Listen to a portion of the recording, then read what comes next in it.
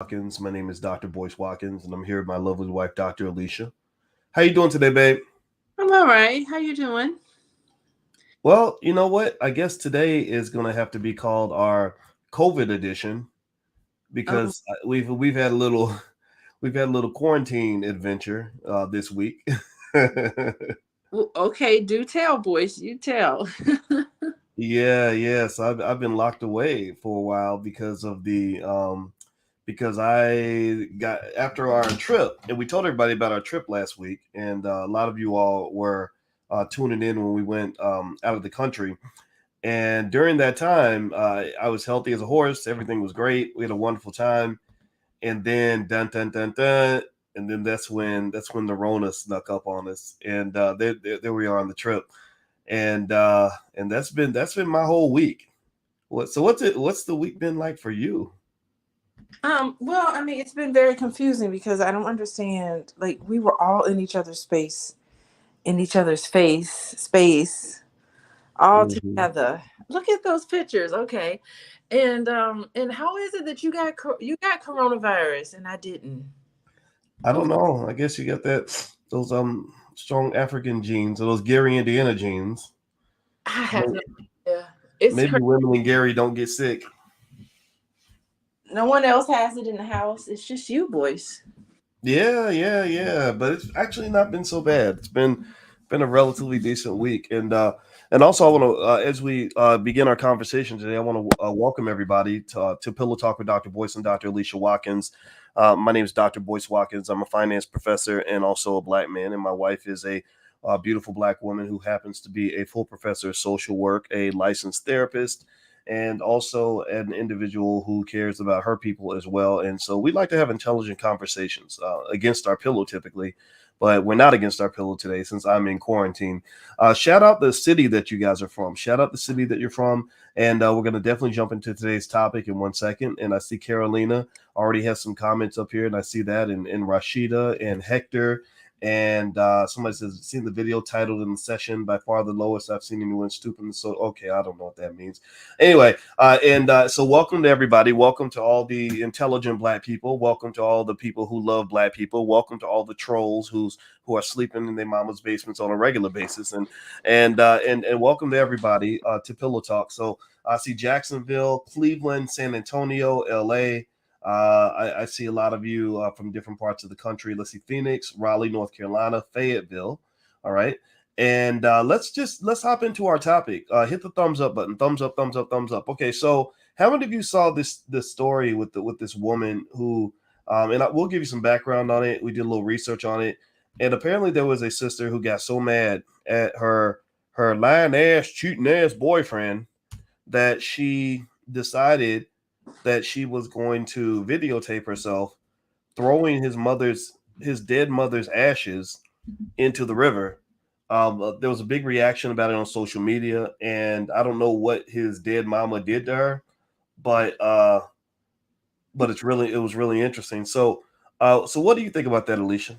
Yeah, well, the details are coming forth, and so what I've been seeing is that that video was not the actual video of her throwing his dead mother's ashes into the lake or whatever. It was just a reenactment. It wasn't actually her doing it because it actually happened, I think, a year ago, 2 years ago. She was arrested, and I guess someone went on TikTok. I don't know, Oh, and just really? So Okay. case, but it wasn't it actually happened, but it didn't happen like it did on the video. The video was fake or a reenactment. It's a reenactment of something that actually happened. And that's Wow. He was arrested. Who knew you could be arrested for that? I didn't know either, I and I did. and I want to ask you. My wife mentioned that she says it sounded like my audio was going in and out. Are you all able to hear me? Can you give me a yes in the chat if you can hear me? Okay. Can you hear me, babe? Are you able to hear me? All right. Yeah, I can hear you. It's just you were saying a couple of words and then it cut out. Oh, okay. Well, are my words coming through okay now? Yeah, it's going well now. Okay. Yeah, just give me a good yes. Let me know you guys can hear me. I don't want to be talking without the voice going through. Yeah. So apparently you, I think you had sent me the link, and you and I are always really intrigued by, some of these emotional reactions that can come off a bit extreme, especially in relationships with Black folks, because we've talked extensively on here about how high Black people are on the trauma scale, and how that, how some of that can cause just over the top reactions to relationship disappointments. And her, it looks like her name is Augustine Gladney, so she's 40 years old, Wow. and which is interesting, right? Because you would expect this from a 24-year-old. Well, you wouldn't expect it, No, you but you would expect someone don't. who For does your this. Wait, well, I would expect uh-huh. someone who does something like this to be a young girl in her 20s. I wouldn't expect a Uh, grown woman over 40 to behave this way. But it sounds to me like she was obviously a hurt person, mhm. and also that behavior. It just seems inconsiderate. Like I'm mad at you, so I'm going to take something that you really love, your mother, and I'm going to dump your mother's ashes into the river. Um, what do you think about? I mean, what are your thoughts on that in terms of the fact that she's 40 years old and not 20 years old? Well, I mean, that's what happened. I mean, you mentioned trauma, and sometimes that's what happens when you're hurt, and your reaction to that hurt, it it it gets you triggered. And clearly, she was triggered and wasn't thinking clearly. That's what happens when you're triggered. Hence, the definition of triggered. You go back to the age, and because what happens? Here's what happened. Okay, look. Let's just say her boyfriend cheated on her. What that means is that she was deceived. It means that she was probably lied to. It means that she, let's see, she was hurt, she was betrayed, she has these feelings. So a lot of us who feel that way, all normal people who aren't necessarily triggered by something like that, we feel that way. We know how to control our emotions. Most of us do. We'll cry about it. We may, a lot of couples come and see me to try to process what's happened. That's the adult way to deal with things. Maybe you're hurt. You might get upset. Sometimes you raise your voice. That's sort of like a normal reaction. Or you become curious. What happened? How come you felt like you needed to do this? What's the source of that? So there's an adult way of dealing with pain and rejection and hurt and frustration. There's an adult way to do it, but the problem is that when people are triggered, they're dealing with things in a way that's very childish, and you're doing and you're saying things that you normally wouldn't do or say. I don't want to make excuses for her, but I think that I'm just here to just try to explain why people who are triggered tend to do and say things they normally wouldn't do, because you go back to the age. It's funny you mentioned that she was 40. Well, just because you're 40 doesn't mean anything. If you've had past hurts and you didn't resolve a lot of those hurts, your mind goes right back to when you were 12 years old and you felt deceived by somebody. And those things were never ever resolved. And so you behave in a way of a 12-year-old. I don't even know, or a 12-year-old or a 2-year-old to that extent. And so she just snapped, and she was hurting, and she said, I'm going to hurt him, and he took it there, and I'm going to take it up to a whole nother notch. That's how some people react to things. And it's not race based. This isn't something that Black women do. I know, like, people come down on Black women. This is Black women. This is why Black women, whatever. It's what people do. And I'm sorry, I've seen couples from all sorts of genres, all sorts of backgrounds and categories, and people who are traumatized, and many of us are. So this is just a reaction to that. It's childish and immature, of course, but I'm not here to try to judge. I'm just going to be here to just kind of explain. Hmm. Yeah. Okay. Well, I'll say this. I don't know if it sounds judgmental or not, but I think that I'm okay with putting or imposing my value system on this idea that I don't understand personally why you would need to throw somebody's mother's ashes in the river because you're upset in a relationship. And I get it, in terms of why she did what she did. And I try to ask myself, if this were a man who, let's say, instead of throwing the mother's ashes off into the water, let's say it was a man who just punched her in the face.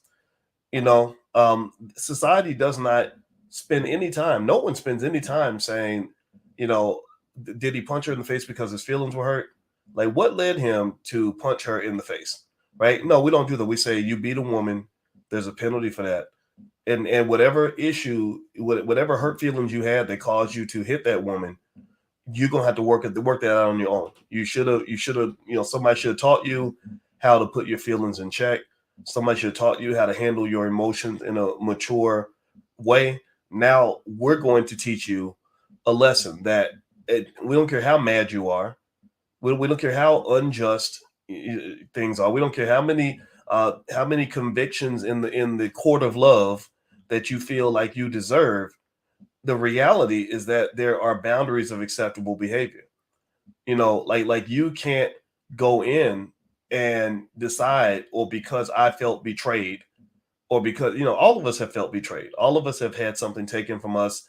Whether you talk about somebody who was abandoned at the altar because somebody decided that they don't want to marry you. Well, they don't have to marry you. They never had to marry you. Or if you feel hurt because she decided she wanted a different man. A lot of men get mad because women choose a better man. Like there's a whole conversation on the internet scolding black women for having standards that are quote unquote too high. Like her standards are too high. Well, who the hell are you to tell her that her standards are too high? Those are her standards. It's her right to have. Wait, are you upset because you can't meet the standard? Is that why you feel the need to sit there and watch video after video where you attack a woman for having standards that are too high? That she should date a regular guy like me? Well, no, maybe she just doesn't want that, and it's her right to not want that. So, what my point is to say is that the thing that it made me interested in this whole story is that when I see stuff like this happen, I'm always curious, and that's why I always turn to you and ask your thoughts on it. Because you know the cycle set therapy and everything else. But I see all of this coming back to childhood. I see so much of this going back to. I would never forget when I heard my biological sister, explain how she feels about men, and the first one thing that she said to me was, I was asking her about our biological father, and I said, "Tell us, how did you feel about him? Like, what was it like living in the house with him?" She said, "I remember being 4 years old and being very disappointed and saying, 'Gosh, my daddy's a bum.'" And sure, nobody corrected that. Maybe there should have been an intervention at that point. Maybe he should have been there to say, "No, daddy's not a bum, baby. Let me take you to the park." I don't know, but I know that affected her ability to trust men for the rest of her life. So I believe millions of little girls, when that daddy's not there for whatever reason he's not there, I think that hurt and that pain comes out like crazy when the man that they love abandons them. Yeah, so you mentioned several things. Like one thing you mentioned is that you talked about the gendered response, that if a man did that, that it wouldn't have that outrage. I don't know. I'm trying to get to like what you're talking about with that, because she was arrested for that. I'm certain she probably faced criminal charges for what she did. I don't see anybody saying that what she did was okay because she was a woman. Like I didn't see, because I did read some of the comments, and I didn't see anybody say, oh, she's a woman so it's okay. And if I don't know if there was any support for her behavior. And then I also think that I'm just curious about your gendered response here, because to me it just seems as if it was a terrible thing to do. And women can do, people can do terrible things to each other. And if it's illegal, if a man puts his hands on you and he hits you, that's illegal. And if a woman takes your property and like dead mother's ashes, I don't know what the charges were. I didn't even know that was an actual crime, but it makes sense. She took your property and destroyed your property. Um, that's a crime. So I think that things are just illegal. You should not have to do those things to each other. And I do a lot of work. I don't know, I got many hats, Boyce. One of my hats is I'm uh program evaluator for a uh, domestic violence program, domestic violence agency in Chicago. And I come in and I do a lot of the evaluation. And part of that includes interviewing participants in the program. They're court ordered people, and there's a men's group and there's a women's group. So both of them in the eye of the court, and maybe you're talking about society, maybe you're talking about, I don't know what you're referring to, but that gendered response that you gave, I mean, there's just as many women in that group, in the women's group, as there are men in the men's group. And of course it looks different, but the lack of respect and the abuse, it occurs in both genders. And so that women's group has been growing, of course, but I just think that the reason why the women's group has been growing is because rightfully so, more men are starting to come forth and say, this Right. person is abusive to me, and it's not right. It's not right across the board, but I want you to explain a little more what you mean by that. And then I'll go on to my other comment about your. Well, no, well, you make a good point. You make a good point. I wasn't making. I mean, you don't. I totally get what you were saying about the different groups and things like that. And I think specifically on this particular topic, you're right. When I looked through the comments, there were a lot of people who were appalled by her behavior. It wasn't as if they were saying, "Well, because she's a woman, it must be okay." I don't think anybody. Very few people feel like that's okay. So that I want to make that clear. I'm not saying that everybody just had empathy for her. And by the way, just on another note, her the woman who was charged, she was charged or actually charged with abuse of a corpse. And in the state of Texas, abuse of a corpse you is a Class A misdemeanor that carries a $4,000 fine and up to a year in prison. And so this happened in Fort Worth. And according to records, Smith told police on June 3rd, 2020, that his late mother's urn was missing from the residence he and Gladney shared. So they lived together. He maintains that he heard a conversation Gladney had with her mother, admitting to the fact. So the urn was missing. And so there was a deception there. And I'd love to get your thoughts on the deception piece. But there was deception where the urn's missing. And he's like, "Hey, babe, where's my mother? Where's my dead mother's ashes?" And she's like, "I don't know."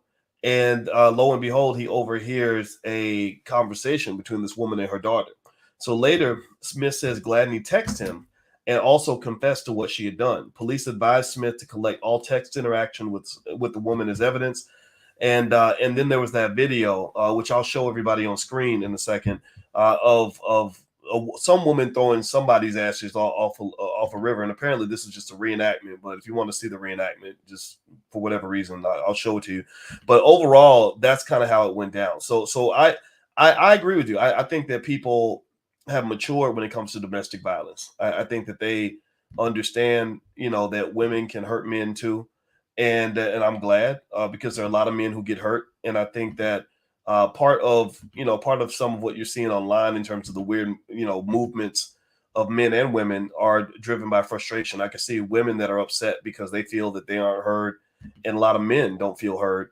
And so I'd love to get your thoughts about just that idea of living with somebody who lied to you, took something very sacred as your mother's ashes, and then like sat there and made you think that somebody stole them. It's the revenge. She was probably taking revenge on him. I guess her way of dealing with and let's just say, I mean, if he, if he was lying to her and deceiving her, I mean, so there's probably clearly serious issues between the two of them. They're not, hopefully they are not. And it's funny, like, you never know, they could still be together. You know how couples, man, you, man, I feel like I've heard it and seen it all. you know just in, Mm. just in my practice experience and working, like, I just feel like it's such an honor to be able to, even like earlier this week we were talking about like what it's like working at Cook County Hospital, as a social worker. And it's really something, just being able to be in the position where you're in somebody's lives as a social worker, and you see them at their lowest moment. You see them at the time of crisis, and trying to help them respond in a way that's helpful, and just to be in a position, in a helping professional position, to be with somebody. I mean, sometimes they are fully functional individuals and things just happen to them, and that's why they have to see people like me. And They're, great individuals. They do well in a community. They have a regular job, and then something surprising and something really unfortunate happens that surprises them, and it's a high level of PTSD among people, because it's like, good grief, wasn't expecting this to happen, and I need a place to process it. So just I have in my mind, I feel like I have seen it all in my 20 years of helping mainly Black people, but just people dealing with their issues. And so you were asking about the deception, and why people do what they do. And it's a bunch of different reasons. And I know you mentioned something about you were questioning, and what was coming to you was thinking about maybe perhaps she didn't have a biological father, or any sort of father figure who stepped up to the plate for her. That could be, it could very well be that she didn't have, not only maybe was a male figure in her life not present, but maybe that male figure was abusive. It's possible, it's all possible that there was something happening. And maybe for him, he's picked this lady who was this way, who acted in a way that was revengeful. So he also has some onus in the way he treated her. So there's plenty of disrespect happening between these two. And Yeah. so mhm, mhm. By the way, everybody, you're watching Pillow Talk with Dr. Boyce and Dr. Alicia Watkins. My name is Dr. Boyce Watkins, and my PhD is in finance. My wife's doctorate is in social work, and also she's a licensed therapist. And we're really interested in things like trauma and how trauma affects the drama that we see in our lives, the financial drama, and also the relationship drama in particular. And so what we did was we put together some snapshot templates, some easily digestible tips and information you can take in to get rid of the drama in your own life and the drama in your own family. If you go to boyceandalicia.com, we have lots of free resources. So whether you're trying to have a healthier relationship, we got you covered. Just go to boyceandalicia.com. If you want to actually have more money, anybody who wants to have more money, we got you covered. Go to boyceandalicia.com. I'm an expert on money. She's an expert on relationships. And also, we both extensively study trauma, the subconscious mind, and all the things that will help Black people live a better existence. And not just Black people, really all people, but we're both Black. So that's where we're going to start the conversation. So feel free to go to boyceandalicia.com. And also, Alicia sees clients on a regular basis, and her website is coachingwithdralicia.com. So if you'd like to learn more about her therapy business, feel free to go to coachingwithdralicia.com. She helps a lot of people. All right, so let me jump into something that I looked up, babe. I'm going to read this to you, and I want to get your thoughts on this. You ready? Go ahead. Okay, it's on marriage.com, and it says 10 ways to deal with disappointment in relationships. So here we go. I'm gonna start reading this to you. I'm gonna read about 3 or 4 of them to you, and then I want to get your thoughts. So feel free to take notes or respond to any point that you see. And I think this is important because I think that in life, one of the best things I can say my parents gave me is they told me in the very beginning of my life that the world does not revolve around you. Now, sure, maybe I should have gotten, in some areas, I feel like I didn't get the same amount of attention that some of my friends may have gotten that were maybe if they were an only child or in a different kind of household. But the benefit of knowing the world doesn't revolve around you is knowing that you can't throw a hissy fit and a temper tantrum every time somebody lets you down, or every time somebody doesn't give you what they think, what you think was owed to you, or that the world owes you something. And so even the world doesn't even owe you a good relationship, right? In my world, that was the world I grew up in. And so here's some tips on how to deal with disappointment that they list here that maybe can help some of us. One is they said unrealistic or fantasy expectations can cause disappointment. In order to prevent expectations from leading you to feeling disappointment in your relationships, you can change your expectations. Um, they said terms like should be can create a lot of issues. Often, when people disappoint you, it is because you have overlaid upon them your vision of how you think things should be. You think your partner should be a big romantic, like the men you see on rom-com that you love to watch. When he doesn't display these characteristics, like bringing home a huge bouquet of long stem roses or whisking you off to a romantic weekend, you feel disappointment. But the reality is that you were viewing him through the lens of what these films were portraying as romance, and not through the realistic lens of who your spouse truly is. So what do you think about that in terms of just? I said I'd read multiple tips, but actually this first one looks like quite a bit. What do you think? Oh gosh, that is so true. It is almost like was it Jerry Maguire, that movie when they were just like, you complete me. Like, oh Mm, my God, that is so unrealistic. You're never supposed to have a relationship where someone's supposed to complete you. You complete me. I am nothing without you. That is like that is definitely so unrealistic in terms of um having these expectations. And it's so funny because I talk about it in my in that course that I've taught, and that's available for anybody. But that course on expectations in terms of getting married, and part of it is having, it's implied, like these implicit conversations need to be explicit what the reality is. And and to have somebody to say like, you complete me, and I'm supposed to have a big bouquet of flowers to romance me, or for what a lot of men think is that, okay, when I come home from work, I want my wife to have dinner cooked with an apron on, because that's what you saw on television, or what you saw in movies, and how things should be. It's really just being real, and sitting down and having very very decisive conversations about, okay, what is our life going to look like? What are we going to look like every single day? And having that, not to say that you'll never get flowers, but why do you have to have them, and why does that have to be the case in relationships? Yeah. So it is a module that I teach in the preparing to be married course. Yeah, I love it. hmm. Well, one of the other things that they talk about is they said you should verbalize your expectations, and nobody's a mind reader, and Yeah. your partner cannot know what you expect from them unless you tell them. Bingo. Like, it's almost it's so funny how I'm just like, not only that, like, why can't you just know what I mean? Why can't you just read my mind and just all of a sudden assume? And so we kind of think that because we fall in love with somebody, and we have so much in common, he's supposed to know what I want. I'm just like, many times I'm just like, I can't read your mind. What is it that you want from me?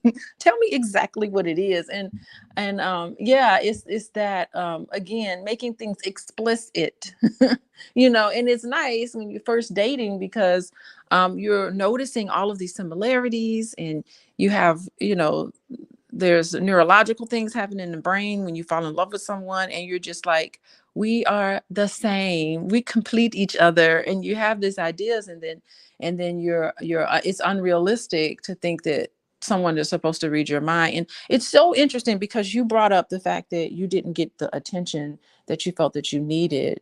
And I don't want to talk necessarily about you, but I want to say that when people grow up in a family where they didn't get the attention that they needed, and they didn't get the love that they needed, they sometimes internalize that, and they start to feel that they're unworthy.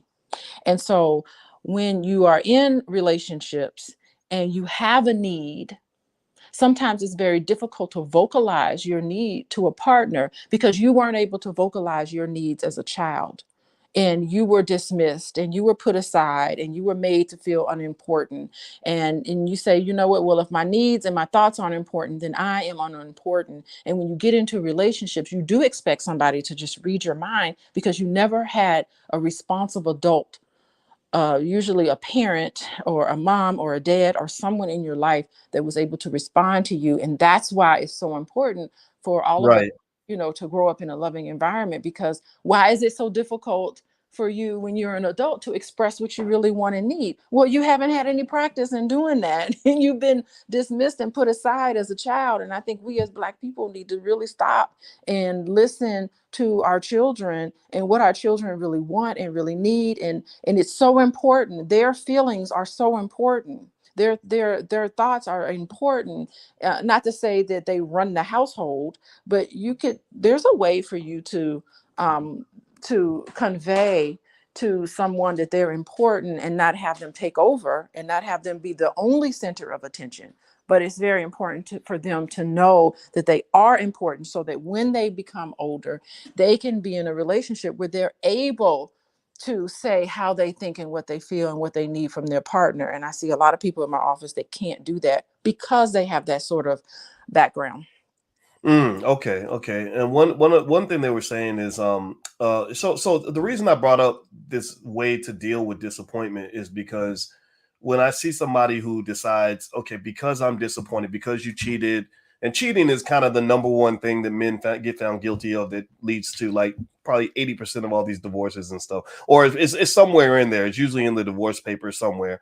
You know, and I think that it's but I think you can include that in the category of all the different areas where people, whenever somebody acts out in a relationship, when a man acts out, when a woman acts out, it seems to me that a lot of times it's because the partner did something that they did not like, right? You know, you may not have cheated on me, but maybe you disappointed me in some other way, got on my nerves, did something I didn't like, and there are appropriate ways to handle things. There are boundaries, and one of the things that I think is important is anybody who wants to stay out of jail and not ruin your life or not end up in crazy toxic situations is you have to find a set of coping mechanisms.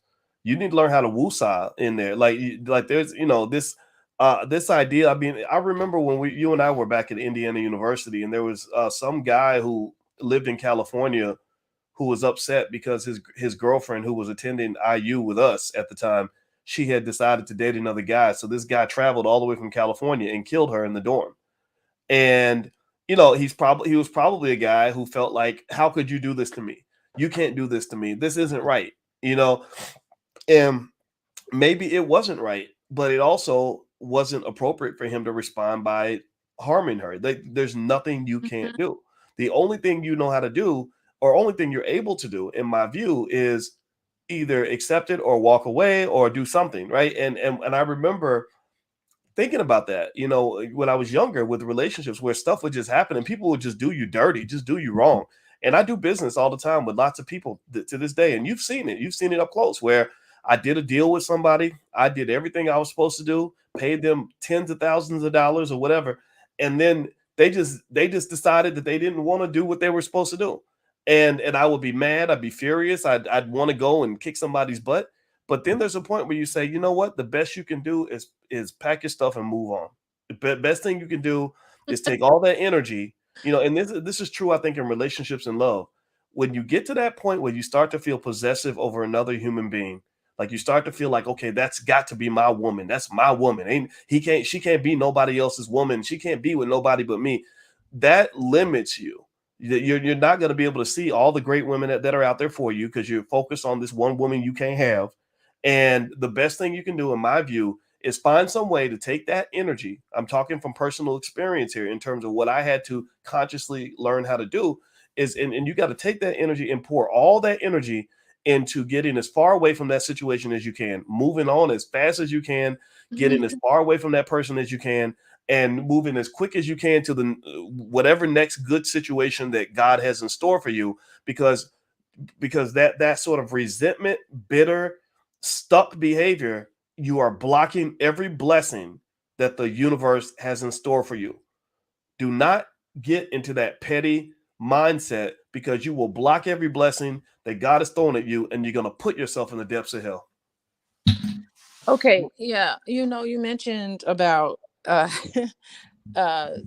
sometimes business deals that you were involved in that didn't work out the way they should. And I'm not to, I don't want to sometimes unfortunate things happen to us. And part of that whole process is to look back and say there were red flags in there that I missed. There's been a lot of times where I've been like, Boyce, I told you.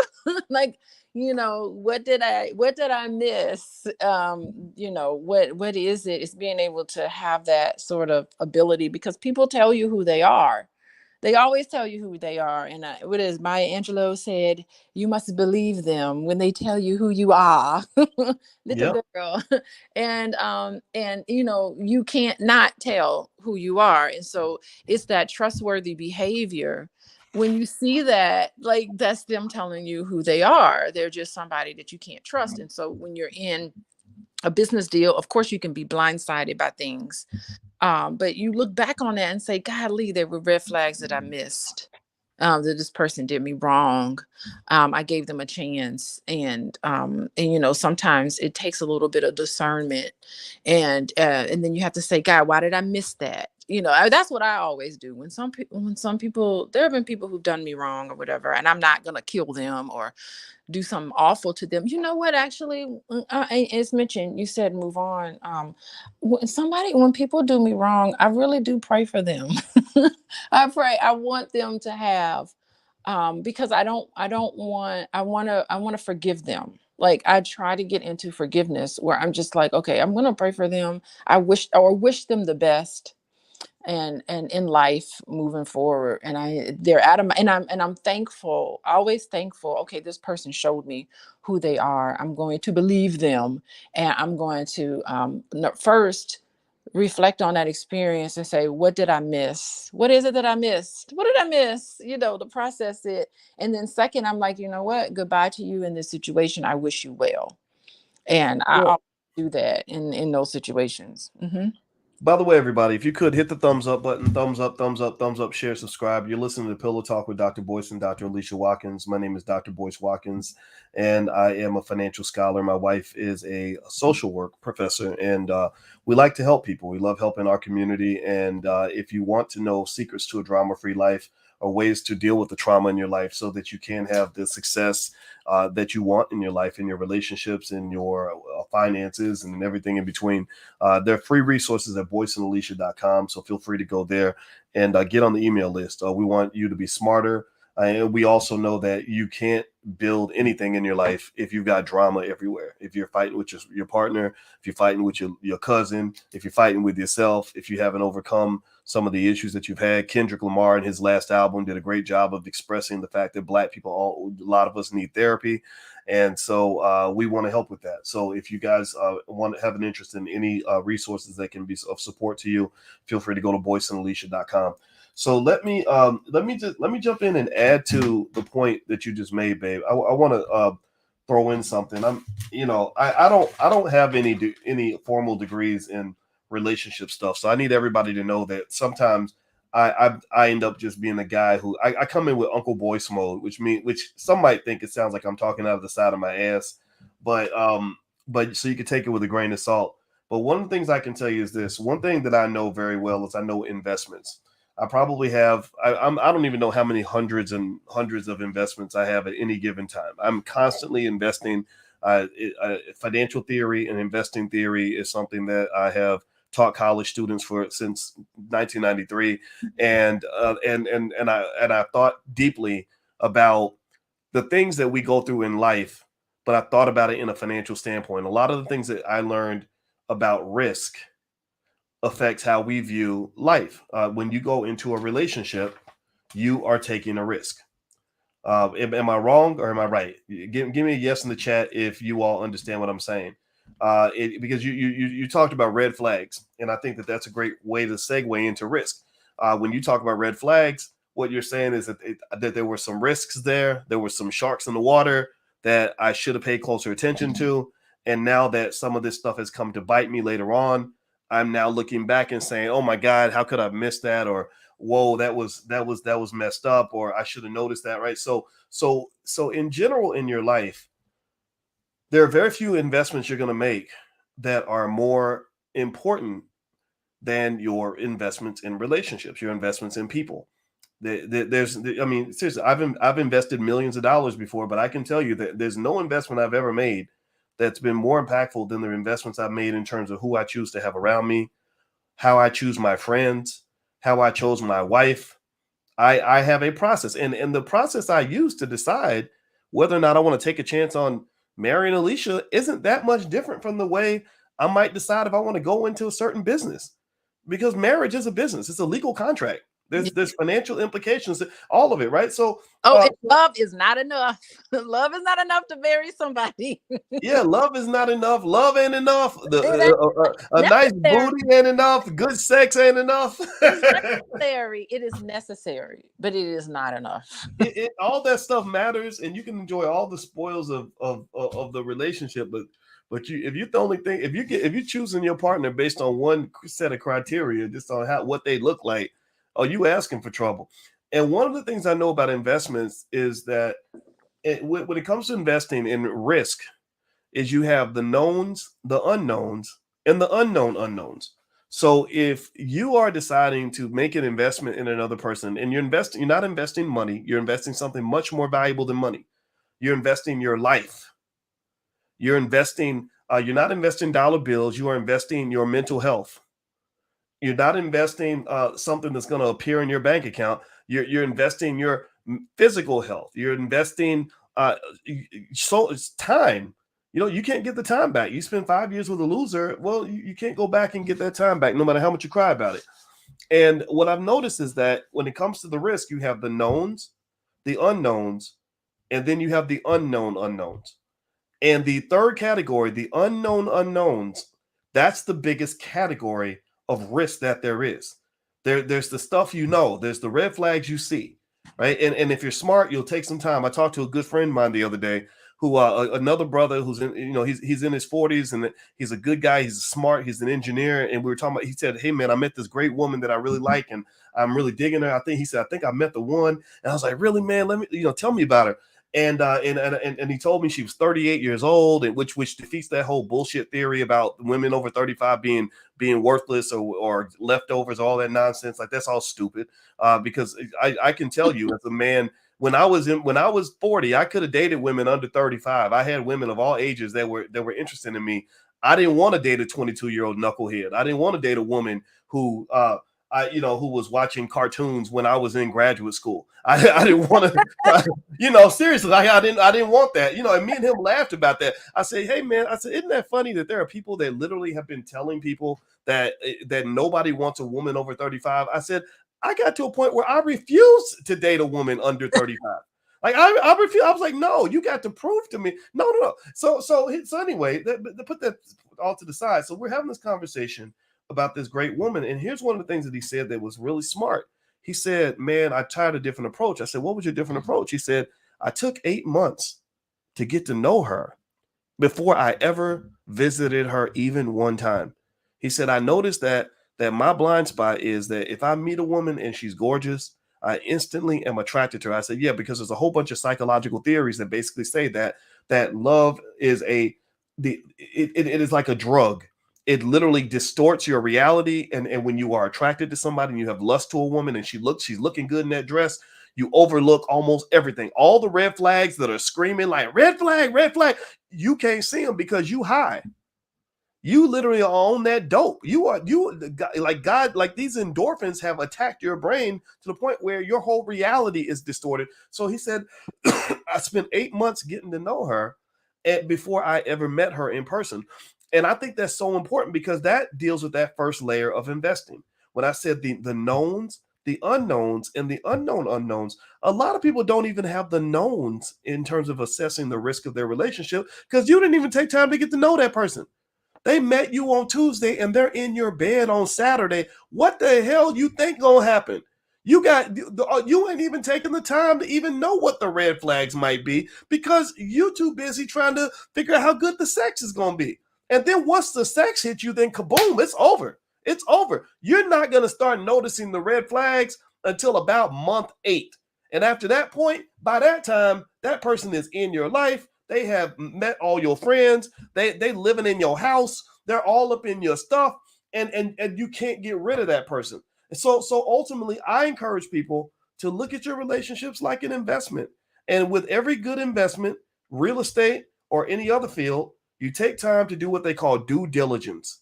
Any investor who does not do due diligence on their investment is a stupid sucker who's looking to lose their money and stay broke. So if you're looking to be broke emotionally, then don't do your due diligence. Go chase a big butt and a smile.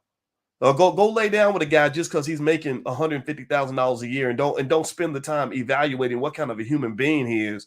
And then you're gonna, because you're gonna miss all the red flags because you did not do your due diligence. In life, smart people who have good lives, in my view, are people who think like investors. That's my 2 cents. What do you think? Okay, so it sounds like what you were talking about is that, well, there's two things. Number one, when you start dating somebody, you need to take it slow.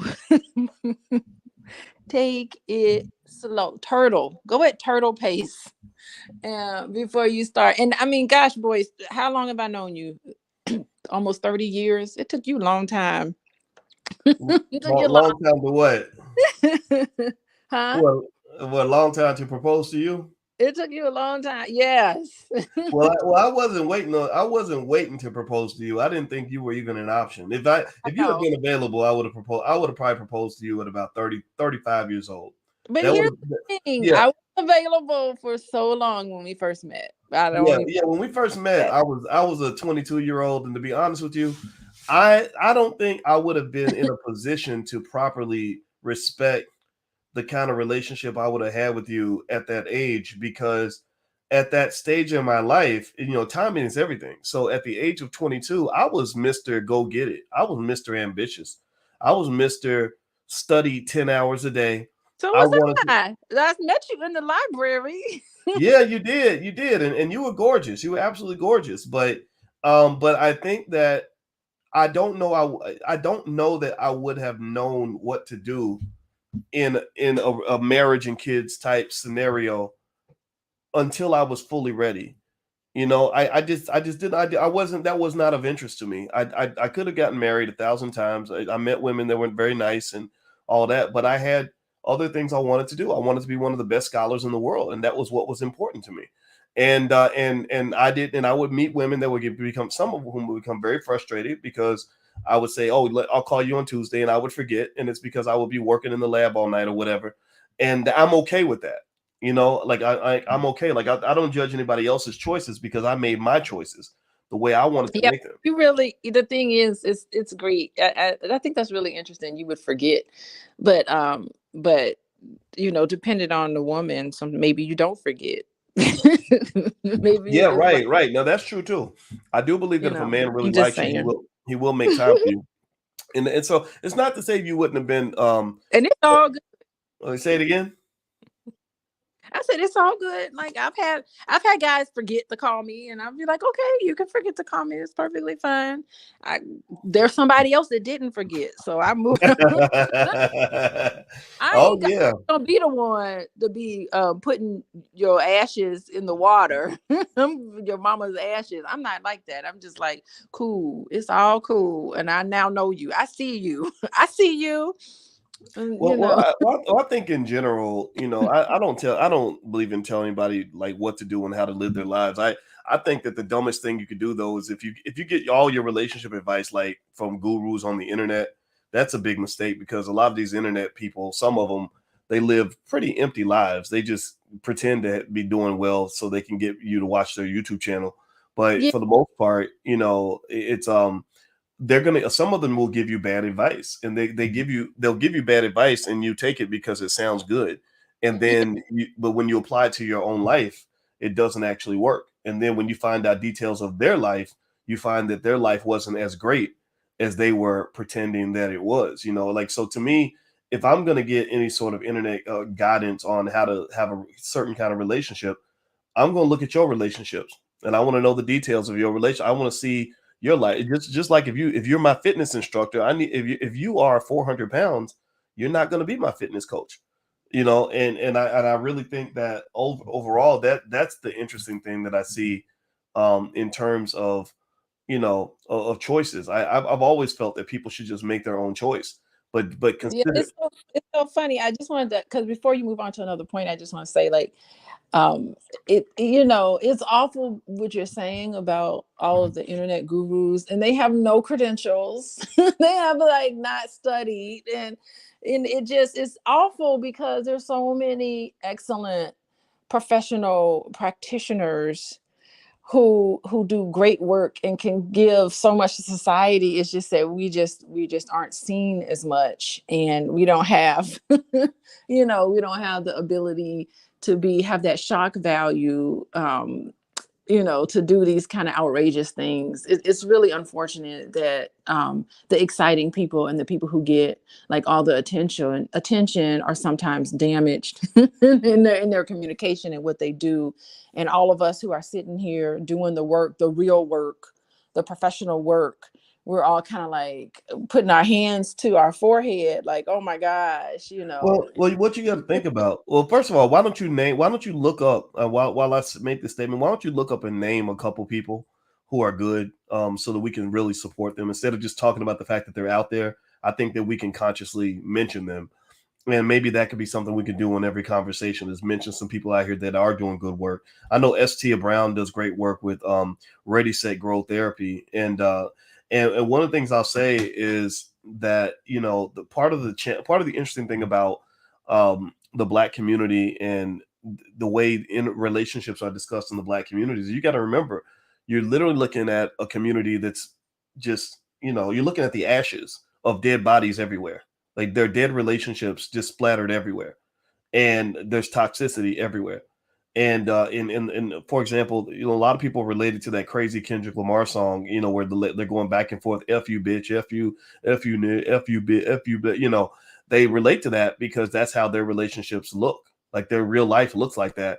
And so when you are a therapist and you are talking about things like respecting other people, or having empathy for other human beings, Mm-hmm. or creating a healthy environment for yourself, or sacrificing for your children, well, that's going to fall on deaf ears for a lot of people. That's like literally a foreign language for some people.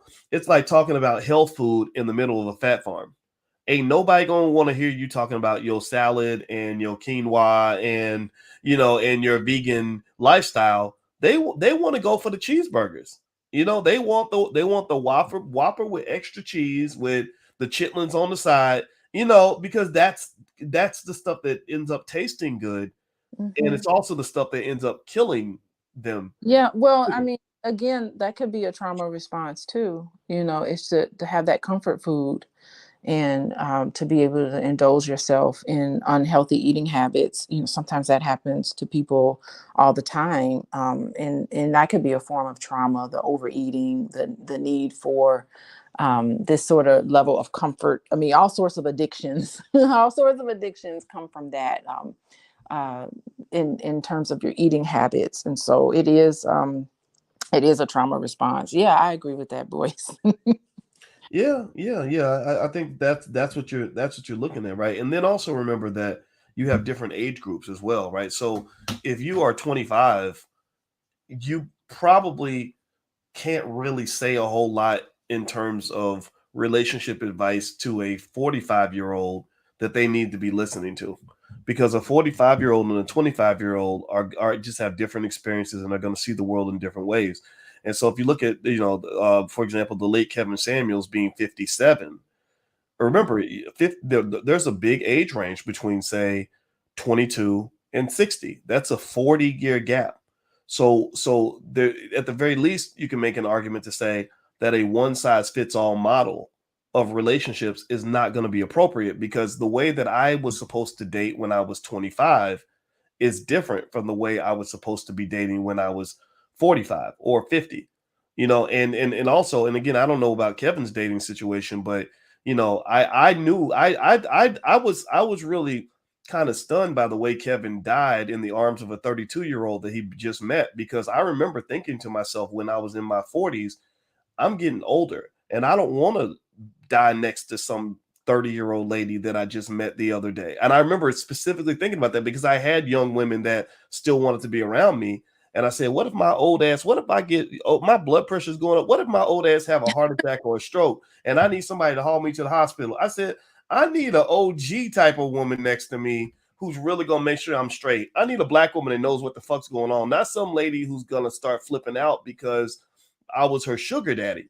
Like those sugar daddy relationships, they're fun, I guess, when you're younger, or when you're, when you're like 30, 35, 40, or whatever, that can be cool. But I think when you get like in your 50s and your 60s, you got to kind of have a plan B, and this is not new. Like, this is not like, it was almost like a tragic comedy, but not funny though. It wasn't funny, but it was tragic in the way Kevin died, because it was just like that Jack Nicholas movie. If you remember, what was it called? Do you remember that movie?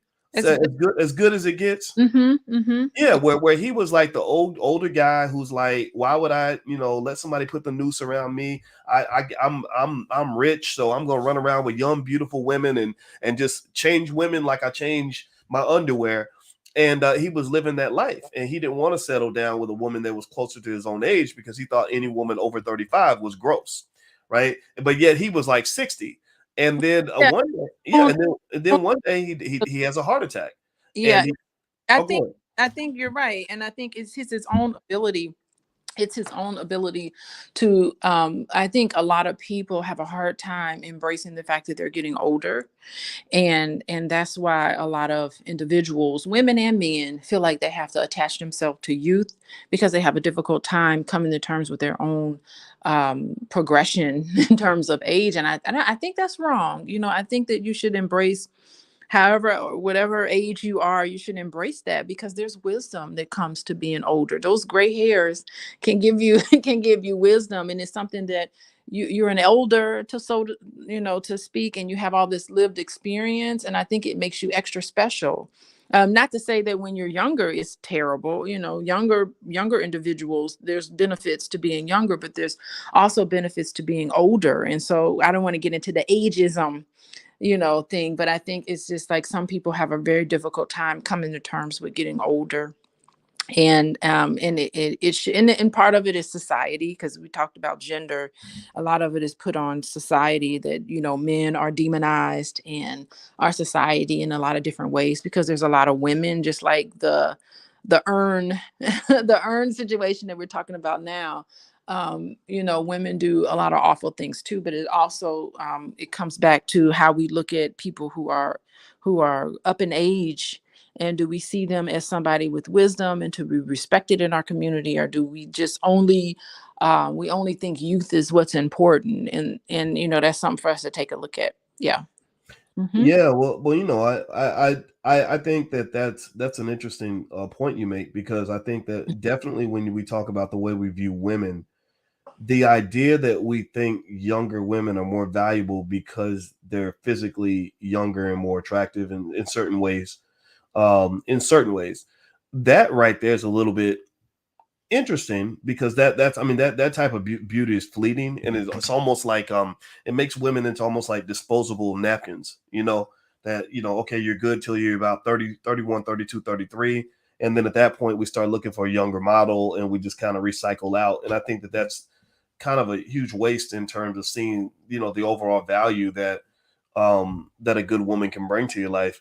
And I would say that, at the same time, though, I think that there is space for people to be free, to be honest about what works for them and what they truly want, right? So I would not necessarily fault them. Like, if you showed me a 50-something-year-old man who says, "Look, I like dating the young women, and this is why," I'm not one to sit here and say, "Oh, what's wrong with you? That's so stupid. How could you be attracted to that?" I get it. I understand, what you might be feeling, and I respect it.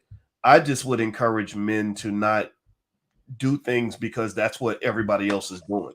Like, I think that's the part about, some of these this cliques or cohorts or groups, or manosphere type spaces, is that a lot of these men don't know who the hell they are. They're not thinking strategically, because you're thinking like a mob, you're thinking like a group, you're just literally trying to fit in, right, to what everybody else is saying. And I'm gonna tell you, some of these guru people that have you fitting into a cult, they're Mm. not going to be there for you when Mhm. their horrible advice has messed up your life, or when you have, trying to be Mr. Macho Man, have thrown away the best woman that you ever met, because you're trying to go chase some hot thing down the street. They're not going to be there for you as you try to repair your life, or you're trying to find the peace and happiness that's going to really work for you. And I think that's the part that I would challenge men on is I see a lot of groupthink and I see a lot of simple-minded think. You know, like when you have hard and fast rules, like just some of the things that would just come out about things that people would say about single mothers, absolutely insane. You know, so you're literally going to eliminate every single woman you meet who has children. And number one, you got children yourself. You know, let's not forget that. Number two, you might have had a single mother. That tells me you're a stupid person. You're not smart enough to at least say to you could say, look, I have a preference. You know, hey, I don't really know if I necessarily wanted to take care of kids yet. I'm not ready for that. I get that. That was my life. I made those same choices too. But when you get to the point where you make hard and fast rules and you're simply repeating what somebody said on a fucking YouTube channel, you have got to be the dumbest human being to ever walk the face of the earth. And I'm not telling men to make any choice that I've ever made. I'm just saying don't be stupid and don't be a follower. Be a damn leader. Like if you want, I mean, really, if you're talking about really the essence, in my view, the essence of manhood is be okay with being that man who says, look, I know what the rest of y'all are doing, but I'm gonna be over here finding my bliss. My success in life came from me looking at what all the other men were doing and saying, you know what, y'all have fun over there. I'm gonna be over here because I thought about it, and this is what's gonna make Boyce happy. This is what's gonna work for Boyce over here, and I could give half a nickel of concern about what you think about the choice I made. You know, and I make that point loudly, and I'm gonna stop talking because I want you to talk. I want you to respond, or you can take it to wherever you want to go. But I make that point loudly because the louder the voices got, that from guys who I think perhaps naively were following the crowd in terms of when Kwame Brown was making fun of me for getting married to you and everything else. I became that much clearer in saying, like, no, don't be stupid. Make a choice. Be a man. Learn how to make your own decisions. Stop following the crowd. There's nothing I have less respect for than a man who cannot formulate his own ideas and his own perspective and his own philosophy. When you say something to me, and I know that the reason you're saying it is because you heard Kevin Samuel say it on a YouTube channel, that tells me you haven't thought at all about what's going to work for you as a man, which means you're going to be just like 10,000 other men that I have known throughout the years who all did what everybody else was doing and ended up in a ditch. Don't end up in a ditch. I mean, or at least if you do end up in a ditch, make sure it's the ditch that you chose and you're not going into a ditch just because you saw everybody else was doing it. So go ahead, babe. What are you going to say? Yeah, you're talking about that herd mentality. And when someone comes from a certain group because they all say the same thing. It's almost like they're programmed to speak the same thing and to say the same thing. They all have that same, their comments are all the same. They'll say something like, it could be different people, but the comments will be exactly the same. And that's how you know they come from that herd mentality.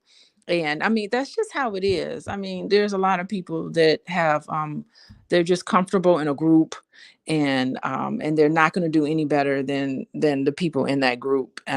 Yeah, so that's sad. And I think that especially when it gets into this negative space, and when you start to take an entire group of people like women, and you just put them into a category, and you say that they're less than, and you have contempt for them. And I know I've spoken about Kevin Samuels quite publicly, and of course privately, about the psychological abuse that the people who called his show, what they endured. And that's what it is. It's abusive. It's not helpful.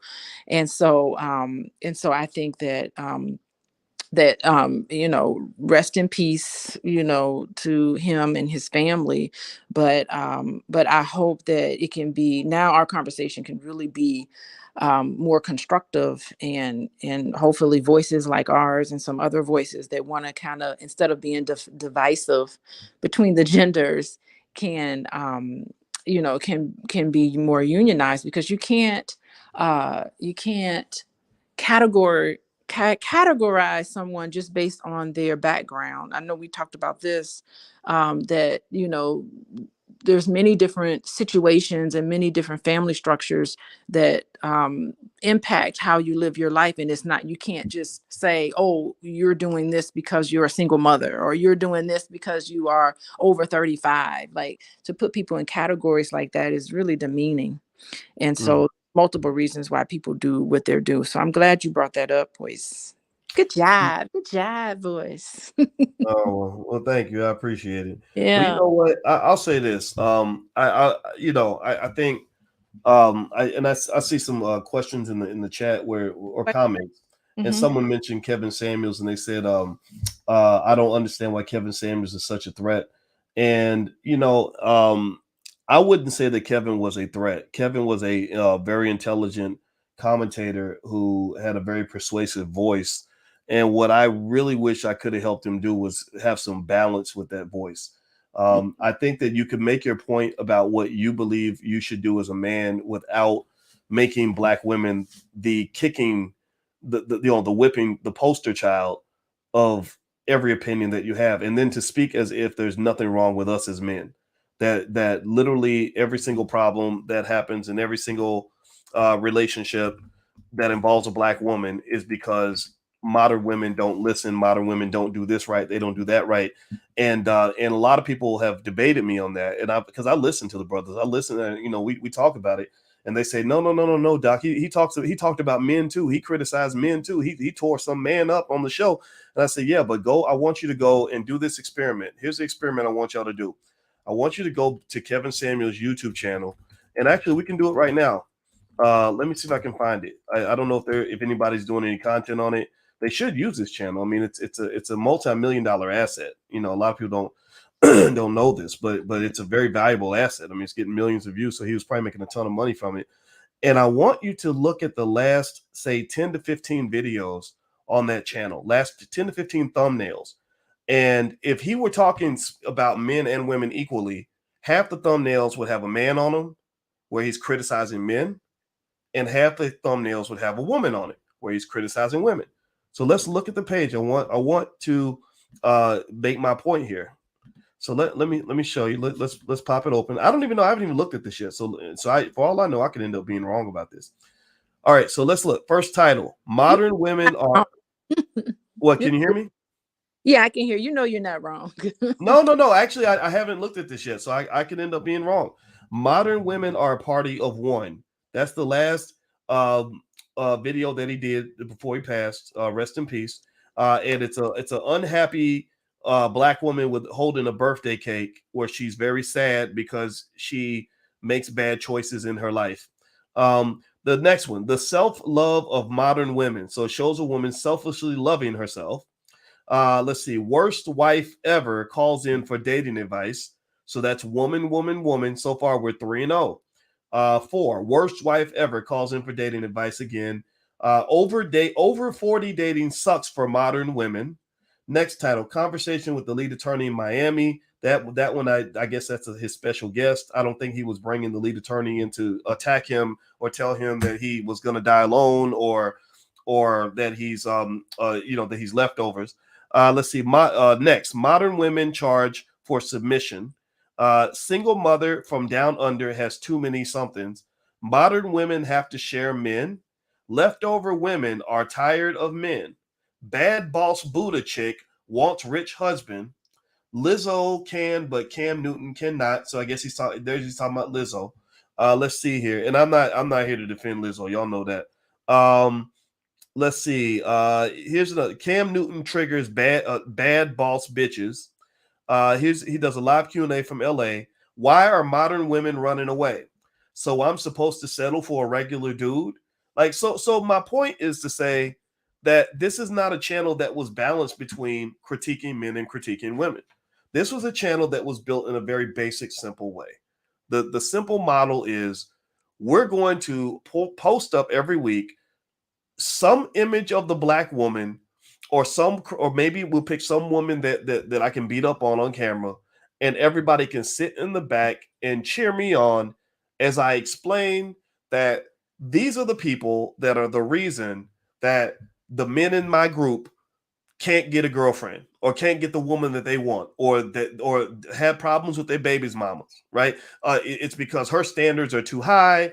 She wants to have it all. She's incredibly selfish. She's messing up her relationships, right? And I'm not saying these things aren't true, right? These things do happen in relationships, but I'm like, where's the critique of the men? At what point are you telling the men, look, your shit don't stink either. And maybe you think that her standards are too high because you can't meet the standard, and that's just making you upset.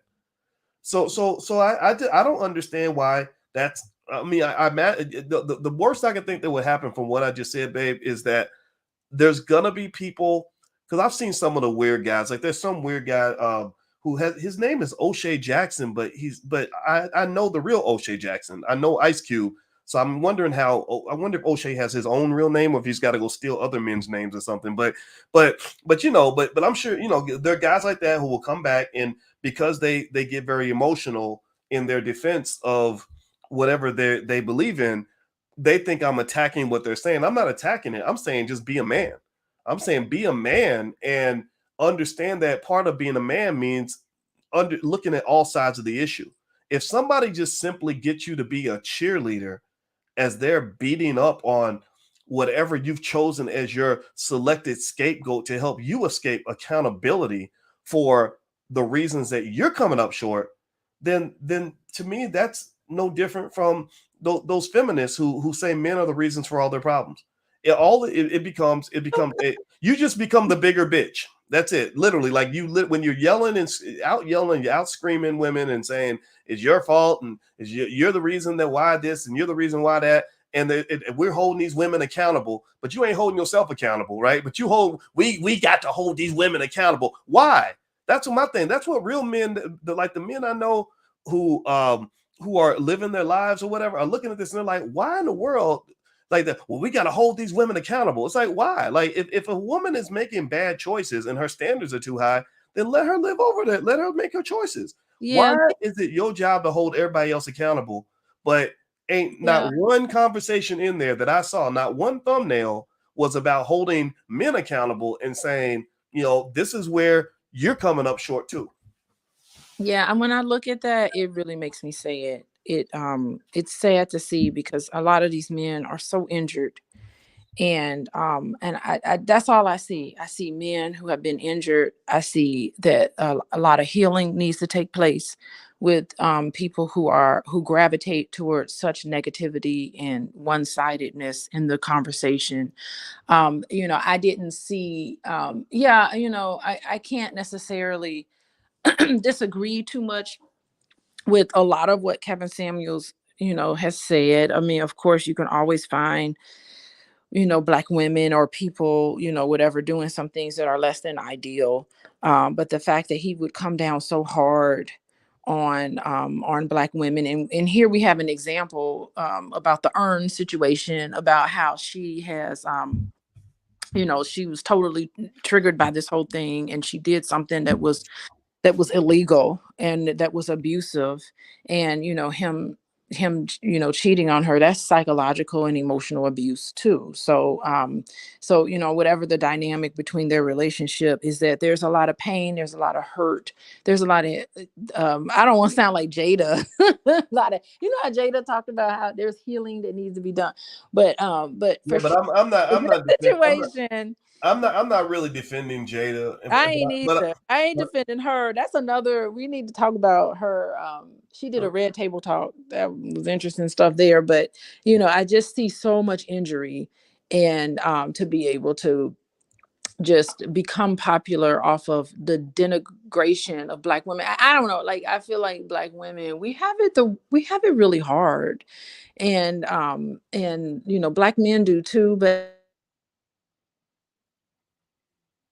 I can't hear you. Hey, Alicia. way more difficult in a lot of different ways. There are some ways where Black men have it really bad, where we don't get to experience a lot of that. But there's many, many different ways where Black women. I mean, I was just reading something recently about how Black women are the least paid for the work that they do, and if they make a mistake on the job, or if they make a mistake, they receive like the worst penalty and coming down on them really difficult. And I can speak from personal experience. Hell yeah, that that happens in my life. One, coming down on you with a vengeance. Well, Yeah. And so we need a lot of love, and we haven't gotten in. And what were you gonna say, Boyce? well, let me say this. When I take instruction or critique or criticism from black women or black men or anybody, I don't take it from everybody equally.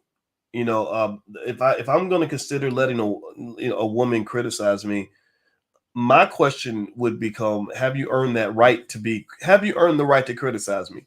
If you want to criticize how I respond to my pain, uh, you have more credibility if you sat with me in that pain. If you went to battle with me and you saw and we fought the same battles together, then I can hear you out. And let me give you an example. I'm not really interested in hearing.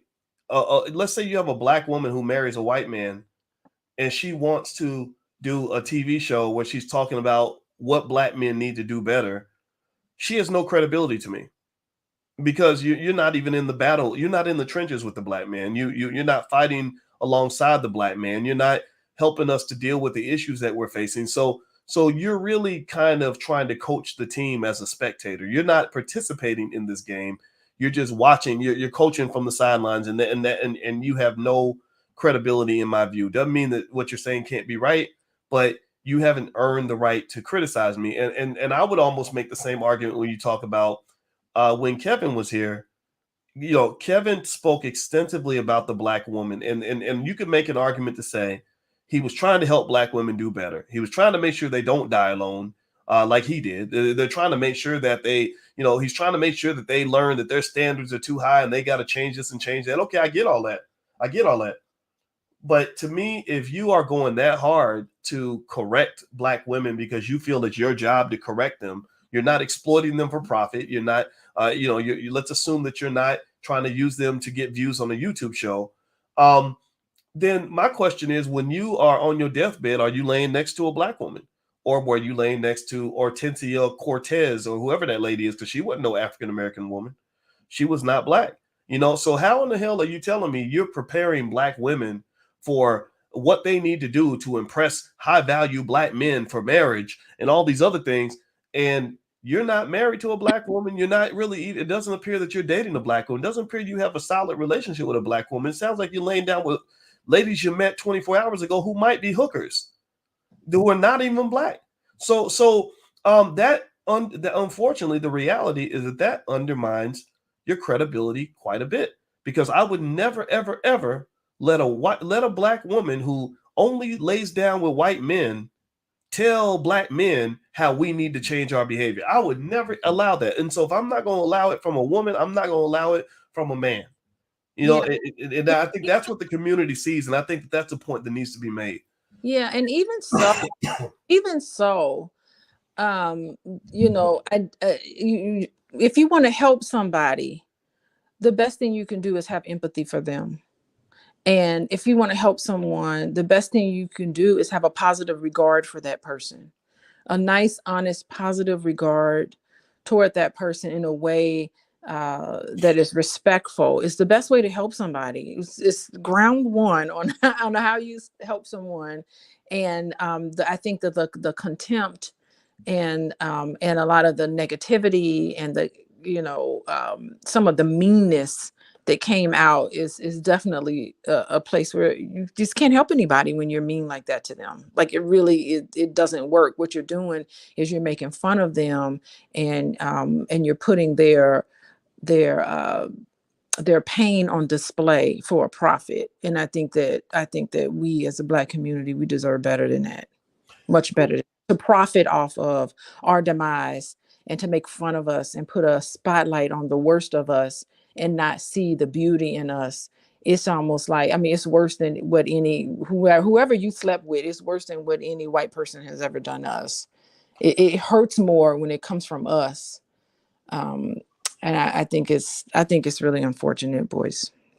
Yeah. Yeah. Well, that's what it is, and I think that I would encourage anybody that wants to be pro black, that's pro family, to understand you can't be pro black and constantly attack and berate the black woman. You can't do that. You can't be pro black and be anti black family.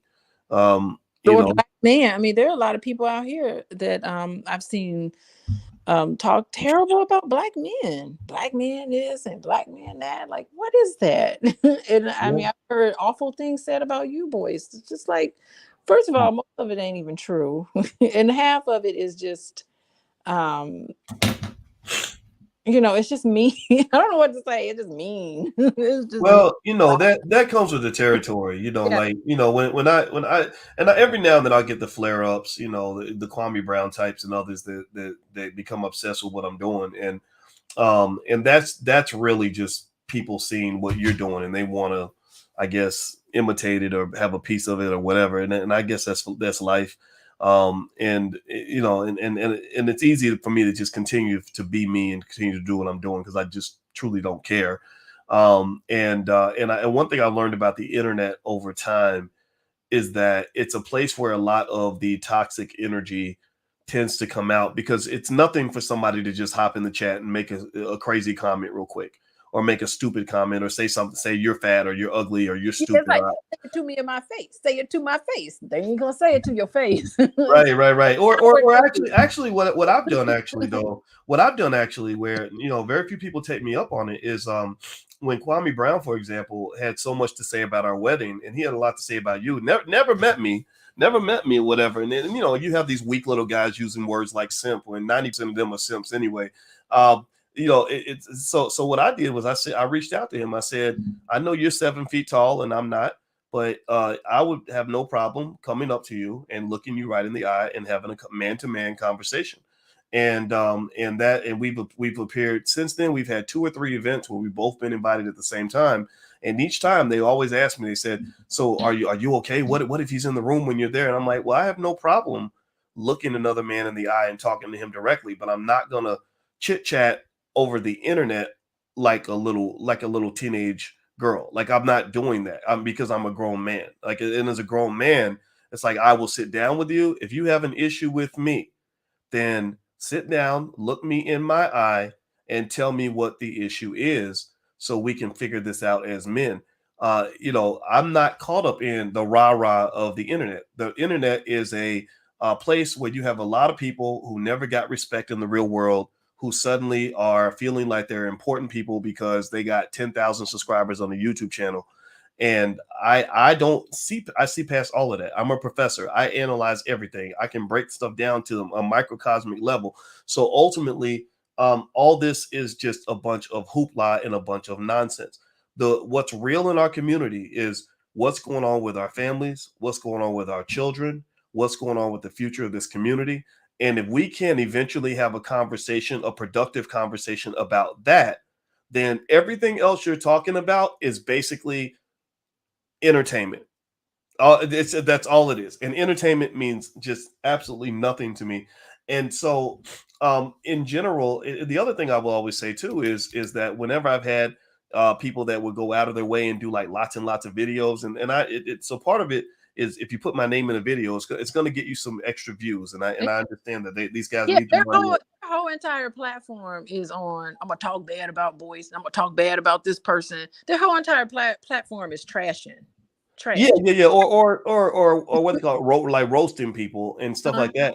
And I've hit some of them up. I said, look, I'm not going to sit here. I'm not going to scream and holler back and forth at you on YouTube because that's what children do. But if you want to call me, here's my phone number. Or if you want me to come on your show, I will answer every single question that you have. I have absolutely my intellect does not fear your intellect. Like there's nothing you're not going to outsmart me. You're not going to trick me with some trick questions. No, you come to me, especially if you have a nice big platform. Sure, you can ask as many hostile questions as you want, and I will answer every single one of them. And what happens is that when people get challenged like that, they tend to kind of shrivel up. They tend to walk away, or they'll just go back and they'll just make another video because the entertainment is what's getting their rent paid. And I think that that's fine. So I'm not really concerned about so much people saying things on the internet because every time somebody says something bad, there's somebody that says something good, and it all kind of balances itself out. I would encourage anybody out here that's like doing your thing. One thing you can learn from this is just keep being you, keep moving. If you just keep it moving and you just let people know, look, I'm gonna be the same person on Monday and Tuesday and Wednesday as I was on Thursday, Friday, Saturday, then eventually every single hater you'll ever have in your life walks away, and they usually find something else to do. And if you look at the track record, I've had crazy attacks. I mean, I'm talking about videos with hundreds of thousands of views. Um, and Kevin Samuels did a video about me, but actually he didn't attack. Kevin was a very believe it or not, he was actually quite a logical, intelligent person in the sense that he when he talked about me, he spoke in a way where I said, okay, actually what he's saying is actually correct. He did a terrible video about me. Remember that? Well, yeah, well, that's because some of your perspectives are not consistent with his perspectives, and I think it's his right to disagree with you, right? Yeah, And but and I disagree interesting. with him. Yet again, another black woman. He didn't, yeah. Yeah, but remember that. But the thing was, though, I have to give him credit though, because when he did speak about you, from what I understand, I didn't watch the whole video, but he didn't do it the same way that, like, say, a Kwame Brown did it. Like some of these guys just talk out of the side of their ass. They don't know what the hell's going on, and their goal is to be ignorant and disrespectful. I can respect a person who disagrees with me. What I cannot respect is a person who is a 40-year-old teenager, or Yeah. you are willfully ignorant, or you just trying to keep it as gutter as possible because you know that ignorant people respond to ignorant content.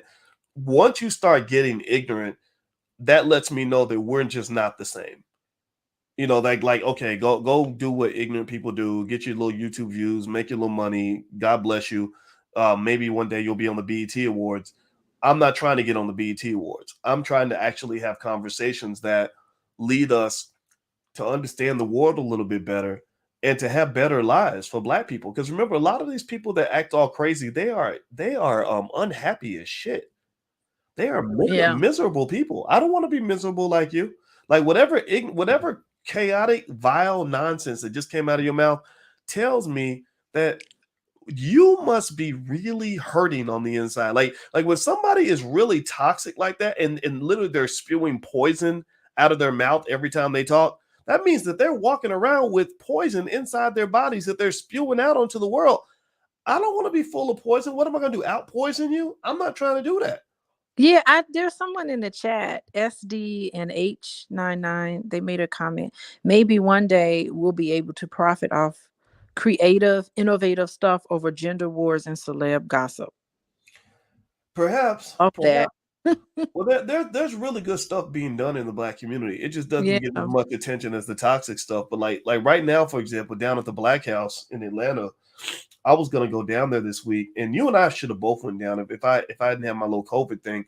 But they had this great like 4-day like homecoming at the Black House, and it was full of Black people who want to love each other and help each other, and they're doing projects together. I cannot wait to go to Atlanta and get involved they're making movies down there. They're building a Black-owned film industry, and I just that excites the heck out of me. Like that. Mm-hmm. So when I think about the stuff that really gets me going and gets me passionate, I'm thinking about that. All the things that represent seeds of possibility for the Black community. I love that. Everything that represents division and civil war and nigga, you ain't this and all that. Tearing it down. Yeah. Yeah, that stuff that's like, no, we have enough of that. Yeah, I don't even care about any of that. like I'm tired of that, man. I want to be part of the healthy side of the Black community, the side that's winning. I don't want to be hanging out trying to argue with losers all day. Who wants to do that? So that's my I love it. What you say, babe?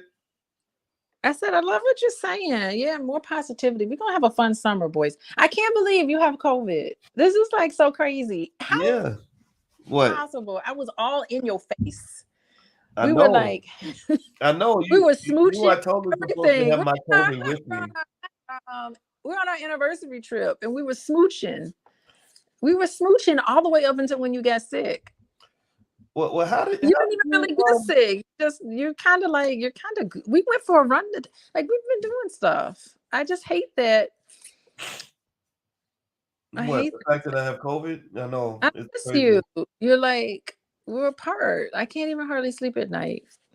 Yeah. I haven't had a spouse in a week now. It's kind of weird.